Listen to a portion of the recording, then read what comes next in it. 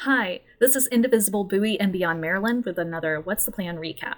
In these What's the Plan recaps, we review some of the talking points that occurred during What's the Plan with Ezra Levin and Leah Greenberg, the co-founders of Indivisible.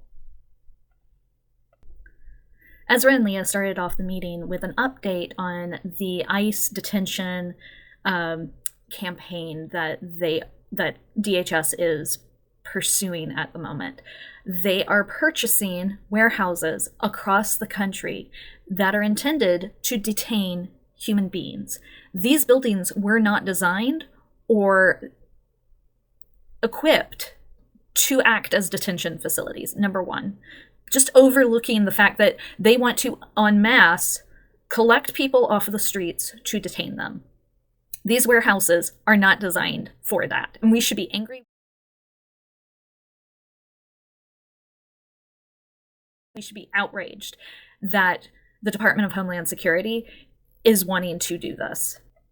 Now, there is a lot of pushback against this. Local communities are pushing back against this. I think last week I mentioned Social Circle, Georgia. They are pushing back there. They are pushing back here in Maryland. They are pushing back in Pennsylvania. The Governor Shapiro spoke out yesterday or recently to say that he does not want these detention facilities in Pennsylvania. So there is a lot of pushback, and even Republicans are starting to push back against this egregious human rights violation.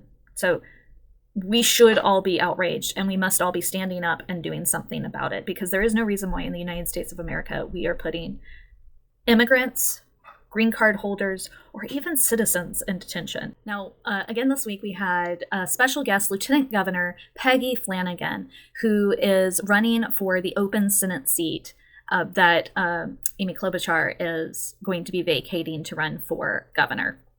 And really cool human being, started out as an organizer over 20 years ago and was representative in the state house in Minnesota and was elevated to lieutenant governor. And now she's running for Senate. If she wins the Senate seat for Minnesota, she will be the first Indigenous woman to hold a Senate seat in the United States. So that's a really big deal. And she was asked a really important question, what she wants people to know about what's going on in Minnesota right now. And she said that ICE has not left. They still have an ICE issue. It has just gotten quieter and it's gotten more reprehensible. She wants to see us raising our voices to defund DHS, claw back the money from the One Big Beautiful Bill. Now, we've heard rumors over the last several months of federal agents disguising themselves in various ways.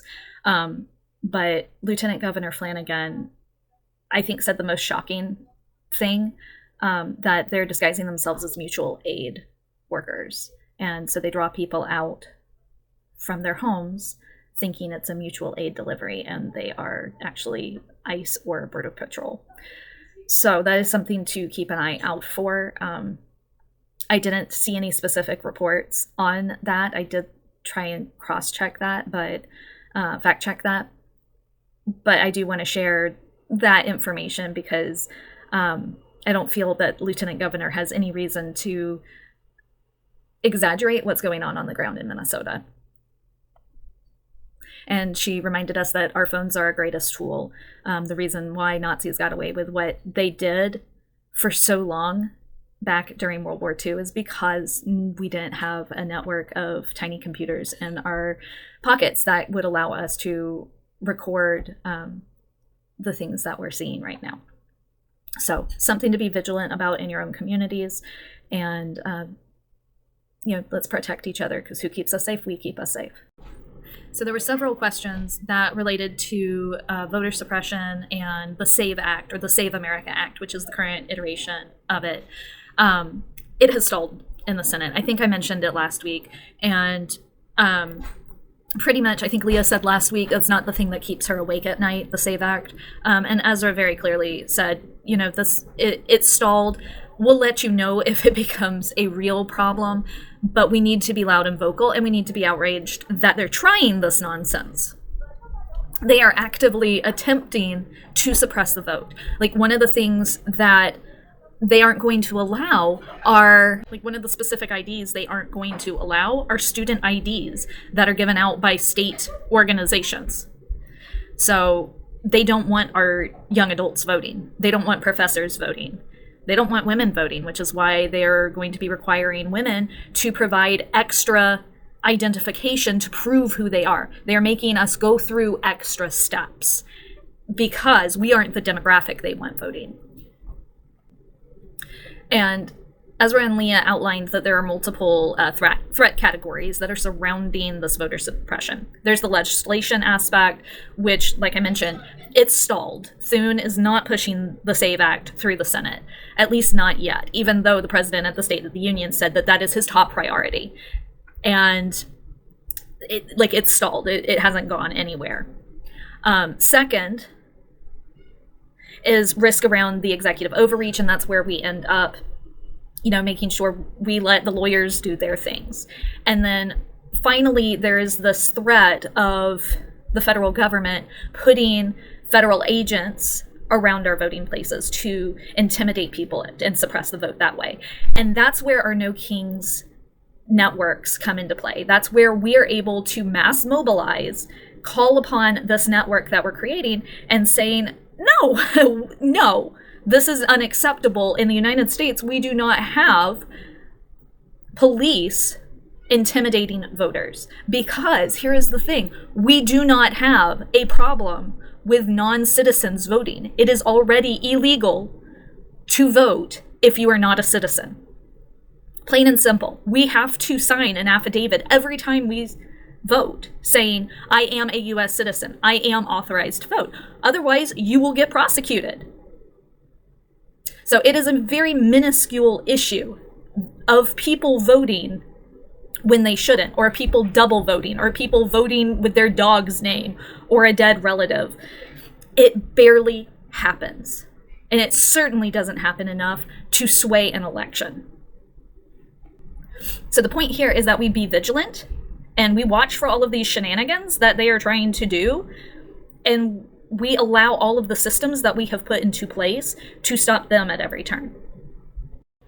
So there is a lot of redundancy in this week's meeting when it comes to some of the questions that were asked.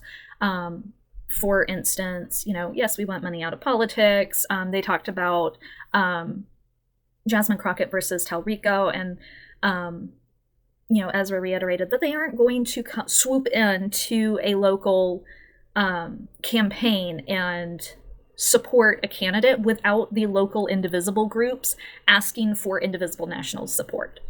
So that was reiterated. One interesting question that did come up that I want to touch on, because I always love learning about the nuance of how the system works within government. And somebody mentioned that their Indivisible group is trying to decide who they want to endorse. And part of their group says that they just want to keep the incumbent who has seniority in their House committees. And so they don't necessarily want to rock the boat in that way. And Ezra mentioned that seniority is not really a high priority within the structure of the House and Senate. So, it really comes down to who aligns best with your group's ideals.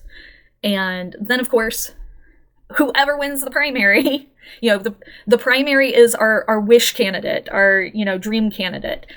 But whoever wins the primary, that's who we throw our weight and support behind, because the most important thing is that we take back the House and the Senate so that we can start holding this administration accountable for all of the shenanigans that they are forcing on not just U.S. citizens, but just humanity as a whole. Like, we are destroying our global presence. We are destroying alliances that have been in place for decades. And we're harming American citizens by taking away critical aid. We are harming our food production. We are harming just so many facets of everyday Americans' lives. And so we have to be fighting right now for the best candidates, and then we fight for the candidates who win. And then we hold them accountable once they take back the House and the Senate. So I'm going to leave it there. And as always, I will have the full What's the Plan video in the description below. So I encourage everyone to go and watch it because they're the experts. I'm just giving a quick recap for our Indivisible group, just to make it a little bit more easy and accessible. But if you've got the time, highly recommend. It's in podcast form now. So you can always check it out on their podcast or, just put it on when you've got the time in the car or something. And I'll have other links to how you can get involved with Indivisible, Bowie, and beyond, and some other really helpful links, like PeggyFlanagan.com will be in the description below if you're interested in supporting the Lieutenant Governor for the Senate seat in Minnesota. So have a great rest of your week, and I will see you next week.